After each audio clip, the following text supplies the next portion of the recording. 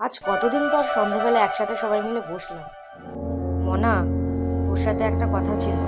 হ্যাঁ মা, বলো। বলছি কি মনা, ঘরে না চাল ডাল প্রায় শেষের পথে, আর তোর বাবারও একদিন মাত্র চলবে ওষুধ। তো তুই টাকা না দিলে আমি কি করে নিয়ে আসবো মনা?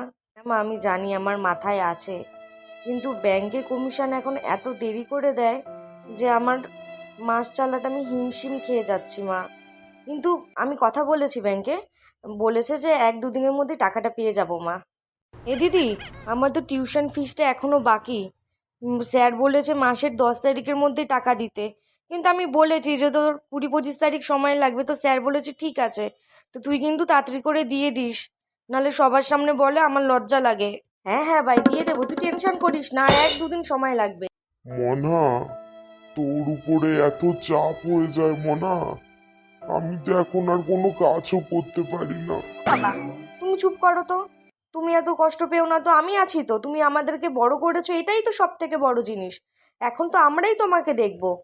হ্যালো স্যার, আজকে তো কমিশন পেলাম, কিন্তু এত কম টাকা স্যার, আমি কিভাবে সংসার চালাবো বলুন?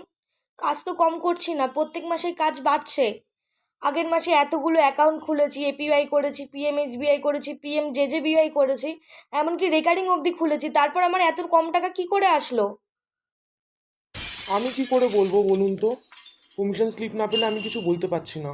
প্রত্যেক মাসে কাজ বেশি করে করছি, কিন্তু কমিশন কমে যাচ্ছে, এরকম ভাবে আমি কি করে সংসার চালাবো? হ্যাঁ, আমি বুঝতে পারছি আপনার প্রবলেম। আপনি মেল করুন, আমি দেখছি। এত কম টাকা কমিশনে আমি কি করে সংসার চালাবো, কি করে? আমি মাকে গিয়ে কি করে বলবো, মা তোমার মেয়ে এই মাসে ঠিকঠাক কমিশন পাইনি? আমি না ঘর ভাড়া দেব, না আমি বাবার ওষুধ কিনে দেবো, না আমি ভাইয়ের টিউশনি পড়াবো, আমি কি করব? কি করব আমি?